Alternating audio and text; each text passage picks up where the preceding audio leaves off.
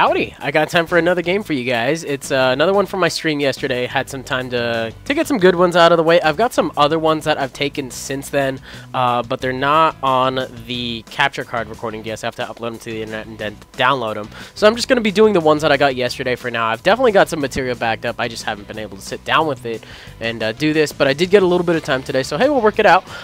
This is kind of UU-y stuff, I guess. Vileplume and Slacking are new additions to my roster on my 6th generation cartridge for the match I'm having against a guy by the name of Jarvis. I forget what his exact name was on the stream. If you're watching, dude, you can just drop a comment. I'll change it in the description. But for now, we'll jump right into it. So I lead off with a Rotom Heat. I know that Steelix is not going to want to stay in and take an Overheat, so I figured, hey, I will just I'll trick the Gastrodon. I don't know what business Gastrodon has with a Mystic Water, I think is what it was holding, as opposed to like a Splash Blade or something like that. I normally see these things with leftovers. I don't know if he's like a straight up offensive Gastrodon. But if he was, giving him the choice specs certainly did not help my case any. But I'm going to go into my Vileplume. I was really on the fence as to whether or not I wanted to make this thing Assault Vest or Black Sludge. It's 50-50 for when I've used this thing, and I figured, you know what, I'll just go with Black Sludge just to keep the recovery going. And I'm almost back up to full, which is nice. I can definitely dig it. It turns out that this Glaceon is a Citrus Berry variant because it actually happens to have Substitute and Baton Pass. We learned this because I'm scared off by the Ice Beam. Definitely don't want anything that thing is offering. And just ends up going for an Ice Beam right now. This is my special defensive Umbreon, and he gets a crit. While not crucial to the game immediately, the turn of events that happen because of it are definitely because of the crit, because I don't feel comfortable taking multiple Ice Beams at this point. I was also kind of expecting him to switch because Glaceon normally can't do anything except for spam Ice Beam, so I was like, I'm just going to go for Wish and Protect.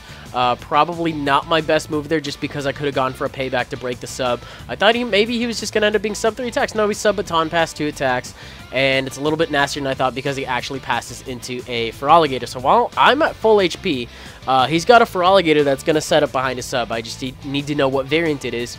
And it's the one that I was actually fearing, the Swords Dance variant.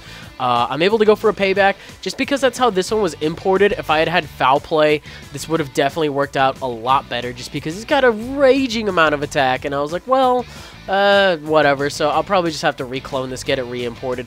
He also gets a flinch right here, which I completely forgot about. Definitely explains why this thing died sooner than it needed to. But right here, if I had Foul Play, Feraligatr would not have been as much of a problem as it turned out to be. I probably would have taken it out from there just because I'm using his attack stat with the stab plus 4 attack. I know Feraligatr is kind of bulky naturally, but that's my fault for importing one and forgetting to put, what was it, Foul Play? I guess Foul Play was the thing I could have put on it last generation. Whatever, I get to go for a Retaliate, and I love that Slacking just lays down and it just moves its sprite across Retaliate. I think that's just the funniest thing ever. Just laying down with its hand still there. Ugh, I don't know. I don't know why that was so funny. Is that going to be my thumbnail?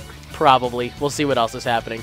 But hey, Choice Scarf Slacking with Retaliate is something I've always had a lot of fun with, and I finally got one of those things Eevee brought up here. So, good times, good times.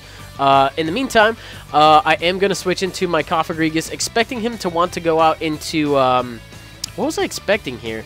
Because I switched this thing in, thinking that he wasn't going to go into, I don't know, I didn't think he was going to say it. I thought, okay, there was going to be some kind of double, which is why I did that. But I was completely looking away from the screen during that moment just because I had to plug in my phone. But I just get up a layer of Toxic Spikes, so I knew I wanted to do that eventually. And then it turns out that he's just going to switch into his Ampharos. I'm definitely okay with the one layer of Toxic Spikes because this Ampharos is probably not going to stay in for longer than 2 or 3 turns. Did I double? I think I doubled on that turn. I don't know why I doubled. I guess I didn't think he was going to go out to Ampharos on this one. But Mega's right here, and I believe is actually able to kill me off with a Dragon Pulse. I forgot what I ended up going for.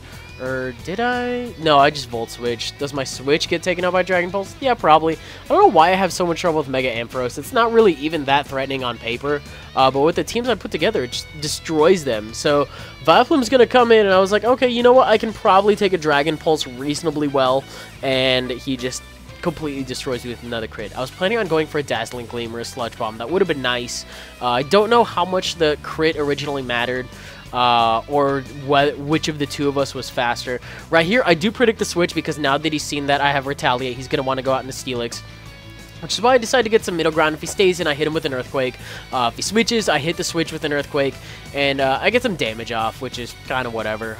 It's not a lot. I'm going to end up having to switch out, go for something else to deal with Steelix. I think I go right back out into my Cofagrigus, just because it is my physically defensive one. Do I have Will-O-Wisp on this thing? I don't think I do. That definitely would have been nice. I probably don't have Will-O-Wisp because I have Toxic Spikes. I'll probably make another one along the lines. But I'm back out into this thing, which means that I can technically go for another Earthquake, but that still was another turn wasted. So he goes out into this. I was really close to going for a turn. I was so close. I looked at it and I was like, he's not going to do it. He's not going to switch out into Flygon. But it turns out he did. It was about as obvious as I thought it was, so I don't know why I decided to play into that. But I get a cool opportunity here in which he gets to take out my Cofagrigus, and because he locked himself in on Outrage, he has to stay in. Which means that my Slacking is free to come in here and go for the Retaliate. And if I wasn't Choice Scarfed, I'd be having a really fun time because I go for a Retaliate on this one. Had I just, I don't know. I should have just gone for, I don't know. I guess I just wanted the sure kill on it because he was a Scarf. But the point I'm trying to get to is my Truant is gone, which means I can keep attacking as much as I want.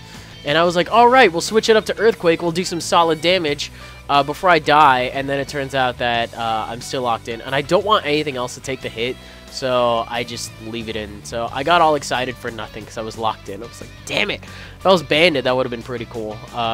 Especially because I lost a Speed tie anyway because I'm Jolly, so that kind of sucked. Get to go back out into Rotom. I was like, you know what? I might as well just go for Overheats. I don't care if he wants to switch. Damage on Gastrodon is damage because it's not going to be able to recover because it's Choice Specs unless that's the move he chooses to lock himself in on. In which case, I do get a couple of free turns for there, but he switches in, doesn't take that Overheat, but he is taking poison damage. So, hey, whatever turns my Rotom can stay in here and just do stuff with is fine. The set does not have HP Grass because I bred it this generation. I'll probably have to import a different one with HP Grass and Pain Split or some shit like that. I don't know. But he goes for Ice Beam. I don't know if he just has Earth Power and Ice Beam. I think we saw a Surf earlier, actually. So maybe he's got 3 attacks recover. I don't know what the deal is, but I'm just honestly killing turrets until I die. And then after that, I can bring in something else safely. But he's locked in on Ice Beam now. And 2 Choice Specs Ice Beams is definitely more than enough to take me out. Where did I go to after this? Do I have something else?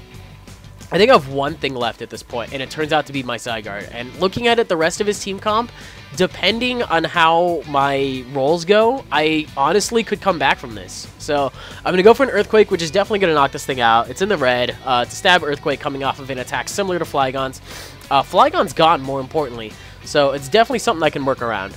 Right here, I was kind of shaky as to what kind of investment his Glaceon had and whether or not an Earthquake would kill. I know an Outrage would have. Even if he goes out to Steelix on this turn, an Earthquake is not going to hurt me that badly. I didn't see Gyro Ball. I don't know whether or not he had it, nor do I really know whether or not...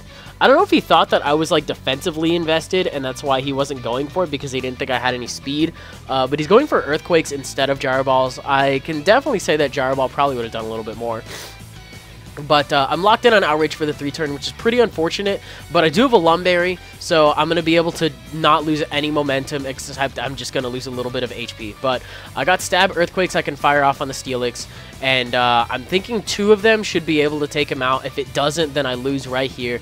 But from here, you know, I don't doubt Zygarde that much. I mean, it's a pretty nice Earthquake. They're both stab, but I'm taking his Earthquakes way better than he's taking mine. In fact, it's looking like the next one is definitely going to be able to take him out. So, drop one more Earthquake, and if we've been keeping track at home, ladies and gentlemen, his last one does happen to be his Mega Ampharos, which I'm pretty sure I outspeed just because I'm running max speed after all. And I'm able to just go for an Outrage and clean out the game. So, Zygarde brought me back from a 1-4 down to a 1-0. So I'm a big fan of that. Zygarde just with Natural Bulk, just, I don't know, it worked out. I had fun with it. So if you guys did too, you can definitely leave me a, I can't talk, like rating, comment, subscribe, do your thing, do your normal stuff. And that should do it out of me for today. I will definitely see you guys on the next one. Goodbye.